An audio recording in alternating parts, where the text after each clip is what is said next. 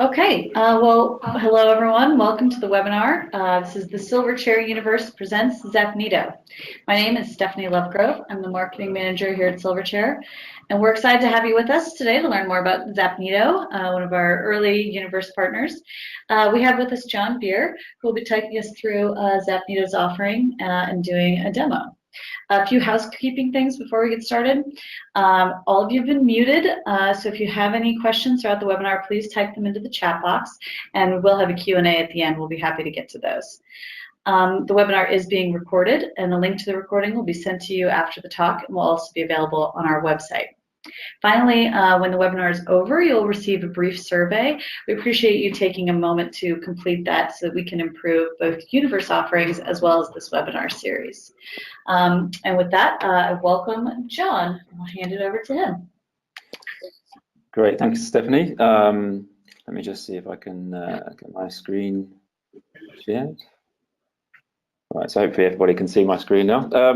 Good. So, thanks, Stephanie. So, welcome everybody. What I'll do is just give you a quick presentation about Zapnito, a bit of an introduction into what we do, and give you some use cases and some demos across a few different customer use cases, so that you can get some hopefully fairly quick insight into what Zapnito do as a company, who we are, and how we help our clients, and also how we partner with Silverchair, of course. I'm the CTO and co-founder of Zapnito. Started the company with my co-founder Charles Theed in 2014. Our backgrounds are mainly in media technology, so both having worked for companies like Informa and Springer Nature, so quite familiar with the sort of knowledge, what we would call knowledge media industries. Charles was a CTO at Springer Nature, and I was a technical architect for many years. So, since then, we've been growing Zapnito to quite a successful B2B SaaS provider. So, essentially, the slogan you can see on the screen, we call basically that we are the platform for the creation, sharing, and promotion of expertise. And we focus mainly on knowledge media industry, also professional services as well. And we tend to cater mainly to use cases where organizations want to engage with experts, whether they be internal experts or external experts, or often both. And so that will become clear as we step through the webinar. Let's go to the next slide. So essentially, every organization is in the business of experts and expertise. So that's obviously quite a high-level statement, but in terms of providing services and providing expertise, you can imagine, obviously in the publishing industry particularly, publishing is all about sharing expertise, delivering knowledge, extracting knowledge from experts and sharing it. And so we do, so the subline there, how they engage, showcase, and connect their expertise with their customers in 2018 is broadly inefficient and broken. So that is, of course, referring to old models around publishing print, even publishing models online these days are being challenged by the big social networks such as LinkedIn and Facebook, which you'll all be, I'm sure you'll be aware of.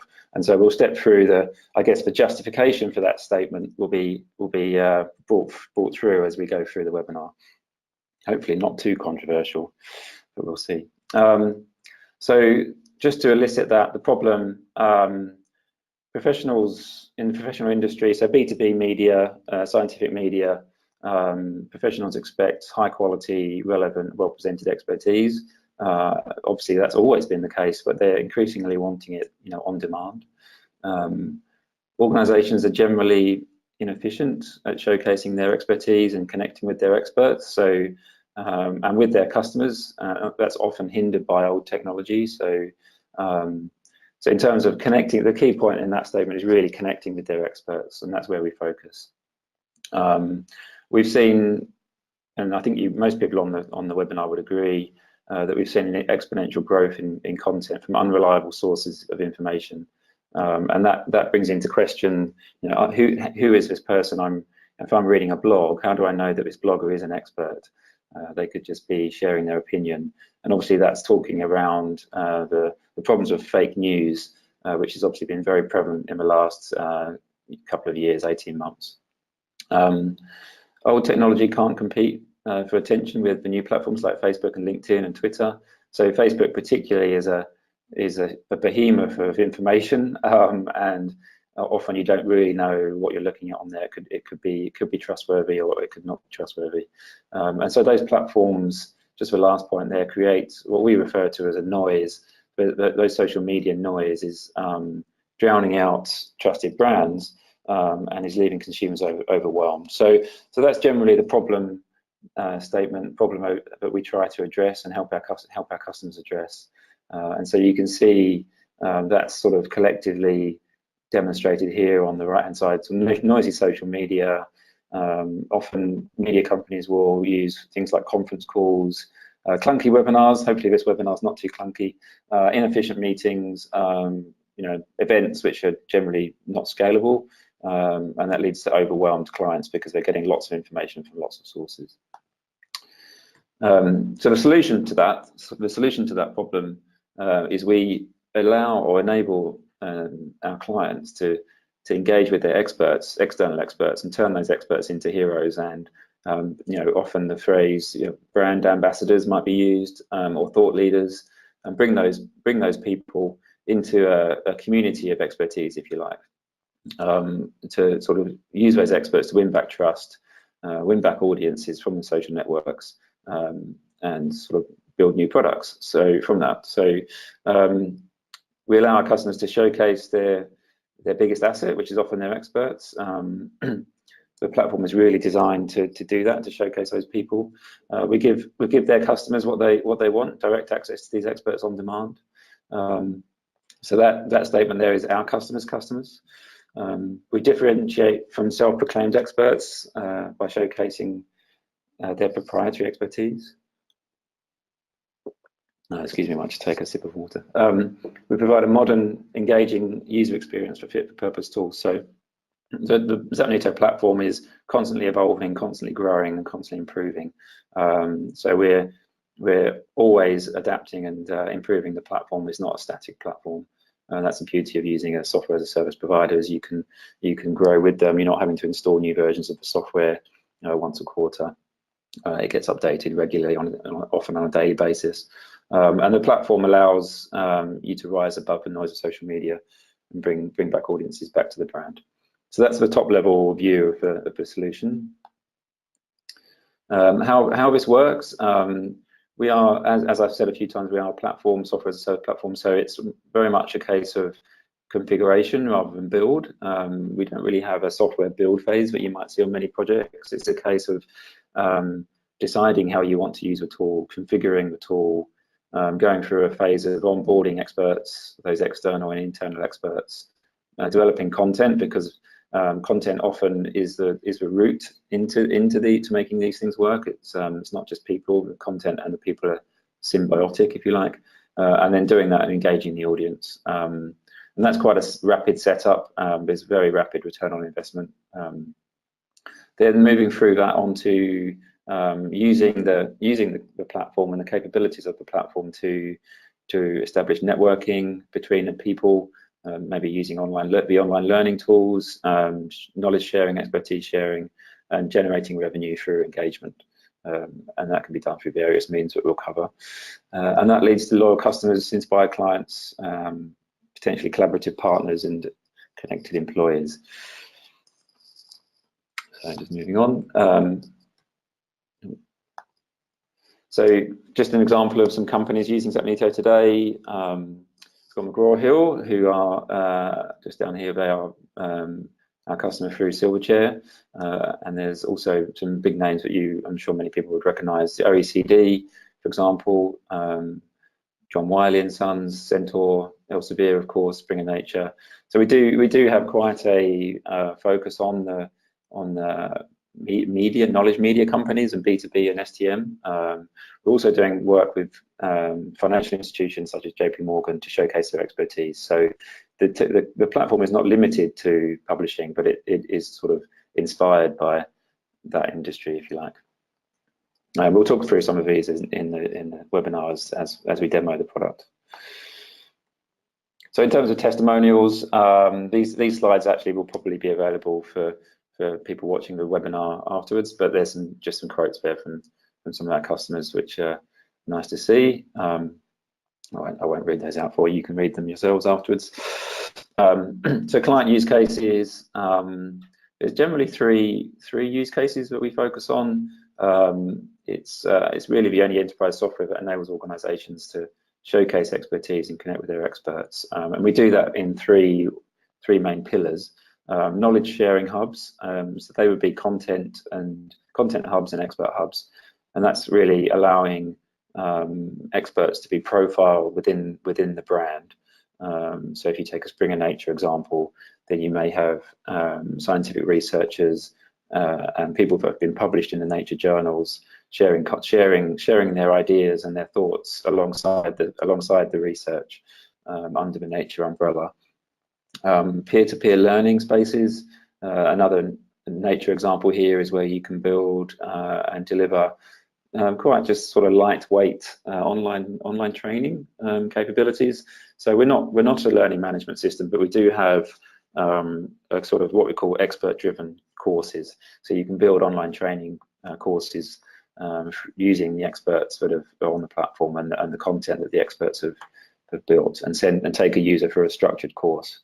And then obviously the other pillar is thought leadership showcases. So this is typically a sponsor model. Some of our clients will have partnerships with big corporates in their industry, and they will jointly launch a Zapnito network, which is designed to really showcase the expertise of maybe a large corporate. And this actually is the JP Morgan example, which I'll hopefully have time to show you.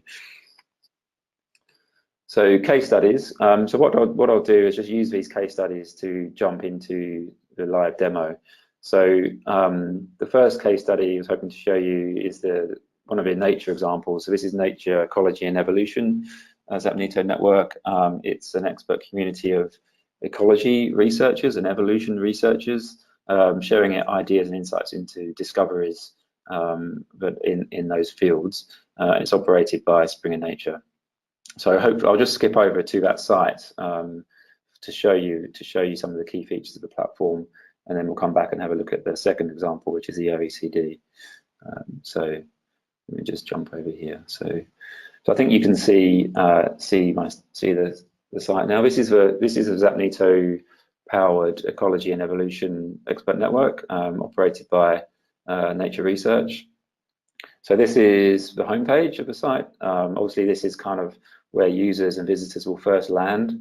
And so typically on the landing page, you will see content which has been highlighted. So in this case, there's I think four items of content which have been highlighted or picked by the editors of this site to showcase this content. And this may be from maybe particularly popular content, or it could be from a particular expert. So maybe this guy here, or I would pick someone with a hard name to pronounce, Setsi van der Lind. That person may be an expert that Nature really want to showcase and promote that person as an expert in this particular field. Scrolling down the homepage, you see this widget here is what we call the welcome bar. This is customized for the person that's logged in. In this case, it's obviously myself. So it's encouraging me to potentially, I have permissions to post content, publish video, upload documents, maybe slide decks, record a video panel that I'll show you in a second, or maybe ask or answer a question. I could also invite other users. And so this is as you scroll down, this is the homepage. You get the sort of latest content. And then these areas here are channels. So the content is typically broken up into a taxonomy of what we call channels. This is a behind the paper channel. So this is all content that's behind what Nature have decided to be behind the paper. So these are items of content which are explaining some of the science which is actually in the actual journal itself. They also have other channels around on the road, journal club, gallery. So they're using that to showcase particular imagery. So there's various different channels on this site, but that's obviously completely customizable to the use case. Just in terms of search, I was having a look on this site earlier to see what's interesting. So there's quite a lot of stuff on here about lizards, which is kind of fun. So if you want to search for lizards, you can find all of this content here. You can see that some of this is badged according to who has presented it. So this content is all from a contributor cohort of individuals or contributor experts. This is from the Nature, Ecology and Evolution editorial team.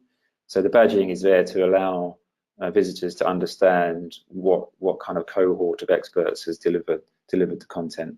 And I can also find experts so all of these people on the right hand side have had something to say about lizards, essentially. So I can come to Tiago, for example, and he's published a couple of articles about lizards. And I can also follow him, so anything future that he shares, possibly about this topic, I will get notifications around that, what he has to say. So just jumping back to the home page, what I'd like to show you is there's various publishing capabilities. Given the right permissions, you can author text content or publish videos. So I'll just show you quickly on this site. I won't actually publish anything. But I can go in here and create a new post, and this is the authoring page. So I've got a sort of WYSIWYG editor. I can choose what channels the content goes into, choose the badges, and publish that straight away. It's also the same for video content. So video content is very, very easily published. You can upload, or you can start a new video panel. So I'll just show you that now. All of the video hosting is managed by Zapnito, so it's all native to the platform. So this is just the video panel capability is really been built to allow experts to have conversations, video conversations online. So I'll just create a new one. Just a quick demo. Give it a title. Oops.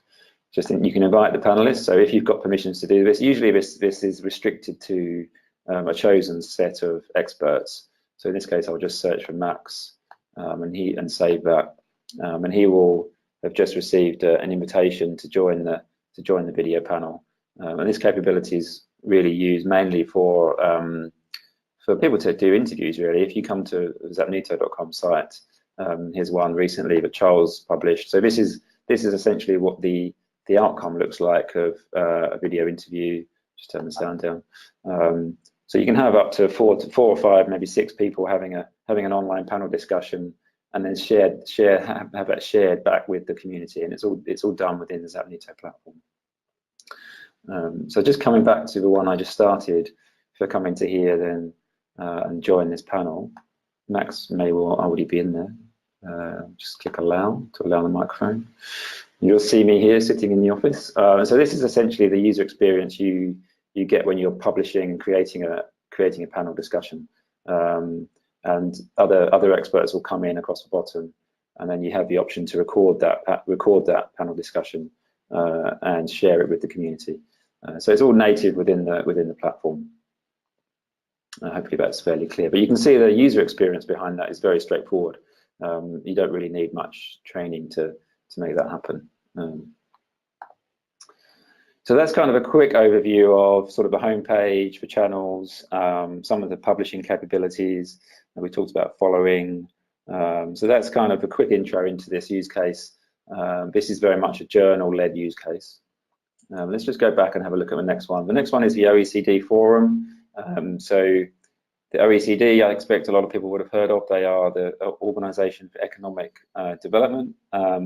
And they're generally a research think tank, IGO, based in France. And their use case was Zapnito was they had an annual event called the OECD Forum. They would get lots of politicians and economic researchers together at the event annually and talk about those topics. And what they wanted to do was make or bring the event into a sort of 365 during the year community. So what you have on here is similar, lots of content that you would have seen on the previous example. The one thing these guys have is not just content and channels, but they also have rooms, which is one of the Zapnito key features. Some of these rooms can be open or they can be private. So a room is effectively a mini Zapnito network. It's sort of, we use the analogy of a room because it contains people and conversations and content. So these two I won't be able to get into because I don't have permissions to. These ones are actually private, so it's sort of not letting me in. But these ones I think are open, so I can come into the Idea Factory Survivor's Guide, and you can see there's content in here, and there's also will be some conversations in here potentially. If I go to the other one, I think there's someone started a conversation in there, and so the conversations are private to people within that room. We do use them on our own site. So if I just go to the rooms on Zapnito, you can see here we have sort of customer update room or GDPR room, and so they're rooms that we're using to sort of share content, share knowledge about a particular topic. And you can also have directories of people inside the room as well, which I'll show you in a second. Let me have a look at the advisors room. So on here you can see there's contributor directories. So within this room you can see these are the members of the advisor room, and I can potentially talk to those people and engage with them. So James Gill is the CEO of Go Squared that Charles was interviewing previously. He's one of our advisors. So the OECD example, just coming back to that, has really allowed the OECD to take their event into a 365 community during the year, and they can basically talk about these topics outside of the event. The next use case, so what we're doing here really is going through those three pillars that we referred to at the beginning of a few slides back. The next use case is for peer-to-peer learning spaces. So this is nature masterclasses. This is taking experts, mainly nature, in this case the nature editorial team, and building online training from the content provided by those experts. So just coming through to nature masterclasses, the homepage will be reasonably familiar based on the previous examples I've shown you, but in this particular case they have under the training menu, you can see scientific writing. They've got 3 training courses here. This one, scientific writing and publishing. They've got a training course focusing on peer review. So if I come into scientific writing and publishing, this will be the training course that's been built by these guys here, Gemma, Nikki Dean, Ritu. These are the nature editors, and or many of them. And so, for example, you can learn. This is a module on data management. I can come in here. I can read text. I can watch videos. I can take inline assessments. So I might watch this video, Risks of Data Mismanagement by Peter Gorish. I'll just play that. Turn the sound down. So this is where Peter will be explaining, obviously, about the risks of data mismanagement and how that could impact your authoring and scientific publishing. And this use case is sold to big universities under site licenses, so they sell site license access to this. But you can build courses on any topic you like, and under any type of sort of revenue model, whether it's an enterprise subscription or maybe to a library, or even under e-commerce as well. So just going through to some of the other examples, I think the next one, this is the Thought Leadership Showcase. So the UK Edge is really led by Centaur Media in the UK, and in collaboration with JP Morgan. And so this is JP Morgan sponsored expert network, really aimed at financial professionals, so independent financial advisors, to help them navigate the crowded UK investment market. JP Morgan is obviously a huge asset manager in the US. They're not so well known in the UK for UK equity management. They wanted to really sort of showcase their expertise in the UK equity markets, and so that's why that's really the purpose of the UK Edge site, is to is to showcase JP Morgan's expertise. So they're obviously publishing content, and they're doing it in collaboration with two industry magazines. So in this case, Money Marketing and Fund Strategy magazines are kind of joint sponsoring the site alongside JP Morgan. So it's not too obvious that JP Morgan are running this. It's got its own independent brand, but they obviously have a strong presence. So for example, I can come into here and see that Karen Ward, she's one of the JP Morgan experts. Amit Palmer, I'm not sure, because he's one of their experts. He's published an article about UK taps into oil strength, and that content is tagged as a JP Morgan fund manager content. I can upload that content if I like it. I can comment on it. I can share it to social media. I also have admin permissions, so I can mark this as sort of premium content if I want to do that. One of the key things I wanted to show you on this particular site is the directories. So they have people directories on here, so I can see the JP Morgan strategists or external experts. So under JP Morgan strategists, I can find these guys. You know, I can follow. Maybe I'll follow David Stubbs. You can see I'm already following a few of these people. And I can search on them as well. So I can search across, so if I search for Karen, if I know their name, I can potentially search for Karen Ward, or I can search across speciality areas as well. So the tool allows you to search across, maybe you could search on their particular area of expertise, maybe it's oil and gas, or maybe pharmaceuticals would be one option as well. So that's a JP Morgan example. So moving on to what I wanted to show you also was just the McGraw-Hill sites. So this is really showcasing how we integrate with Silverchair actually in the SEM6 system. So this site here, accessmedicine.mcgraw-hill medical, is actually the SEM6 platform. And you can, if you're looking at this particular site, what we're doing here is surfacing content from a relevant Zapnito site. So the Access Medicine channel Q&A of the week and case of the week, these panels here are actually being brought in from the associated Zapnito network. So if I was to click through onto this, the effect of alcohol and neurotransmitters in the brain, this would take me to the Access Medicine network, which is operated by McGraw-Hill. So this is sort of a widgetized way for us to integrate with SEM6. There's also a single sign-on, for example, as well. So if I was to click through from user services, you can go to librarian help, and this will take me through to the Access User Center, which is a McGraw-Hill operated resource for librarians, and that actually has a single sign-on with SEM6 as well. So just moving on to other parts of the let me come back to the slides just quickly.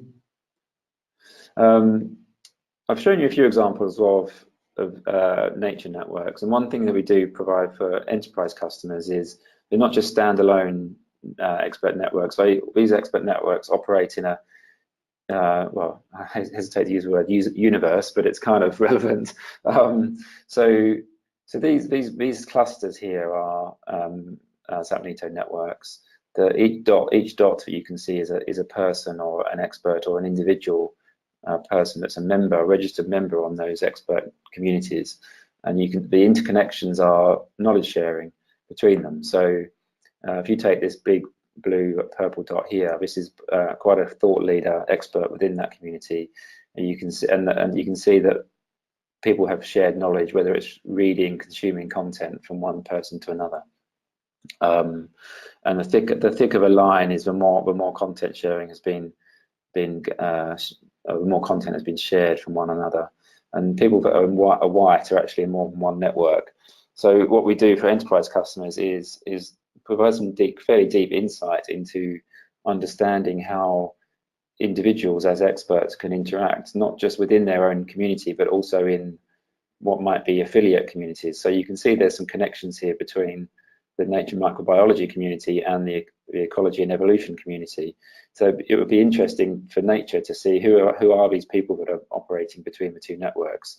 you can imagine there would be quite interesting things to establish there. Maybe these people have got some good insights into how these areas of science could be connected. So there's quite exciting stuff that we're doing with nature on this particular area. Just on that, actually, if you are interested to learn more, there is a blog post. I'll just come to our site just quickly, come to the homepage.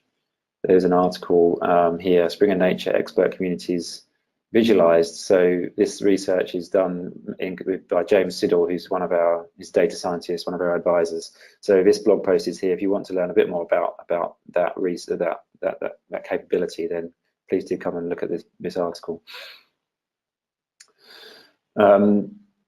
Just moving on. So in terms of client benefits, we allow sort of creating and sharing and showcasing expertise. I think we've reasonably covered that quite well within the brief demonstration. Critically, we allow clients to create new revenue streams. So pretty much all of the examples of Zapnito sites are there to generate revenue. The platform is built to serve as a product.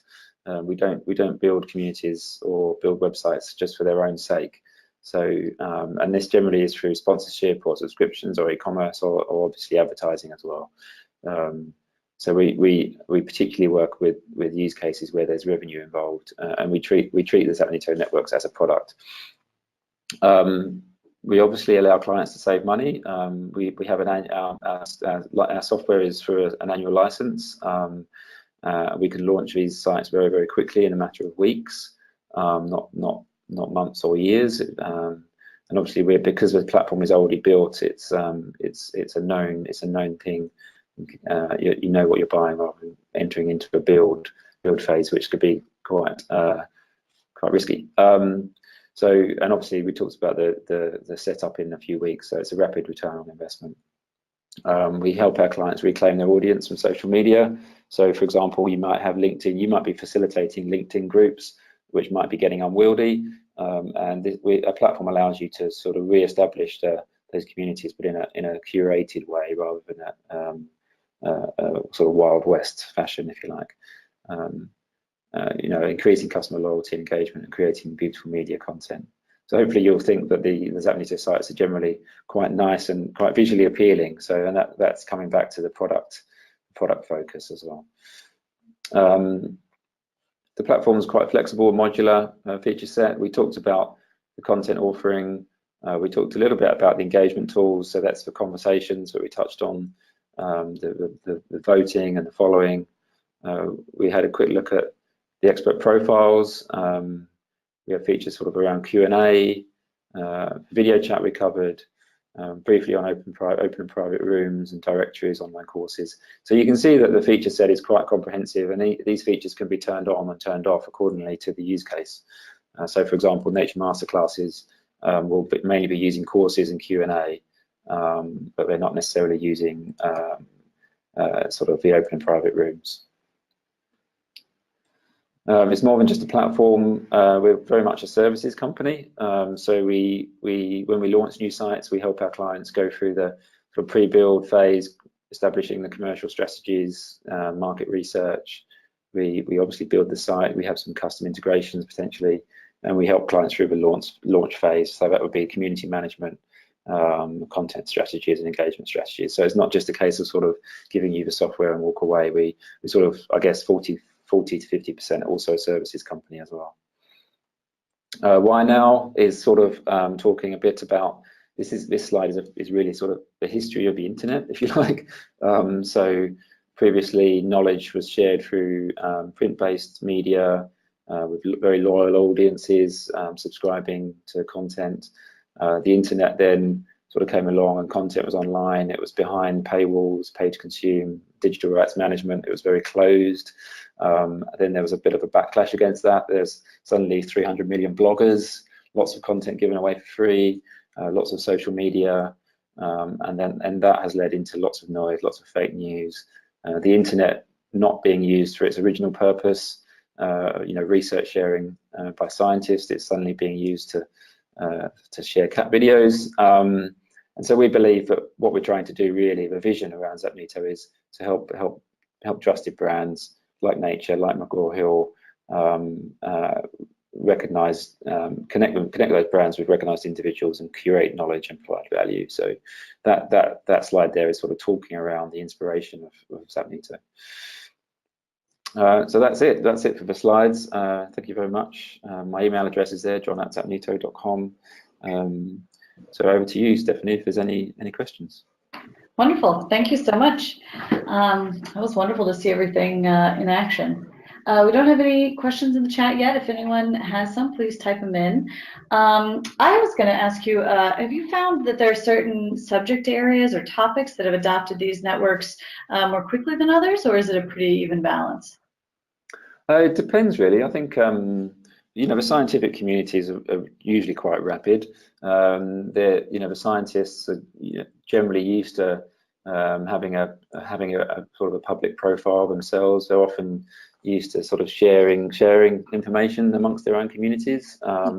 They're generally very quick to get going, very well established, quick to establish themselves. The sponsored networks, a bit like UK Edge, are generally a bit more, more towards PR. So the metrics around those types of networks more it's not necessarily user registrations, more number of visits. Nature Masterclasses, actually, that's been very popular. That's got a very high number of users on that site. So the growth of the community largely depends on the use case and the audience that are involved, and how used to that audience, how much that audience is used to sort of being collaborative online. Mm-hmm. And let's see, I'm not seeing any other questions at the moment. Anyone else? If you think of anything later, we will, in the survey, there's a spot to ask questions, and you also have John's email, and we'll get another email from me. So feel free to reach out to either of us, to your PDMs, if you have any questions. And we thank you so much for joining us. Thank you, John. Thanks for doing the demo and everything. Okay, thanks, Stephanie. All right, thank you, everyone. Take care. All right, take care. Bye.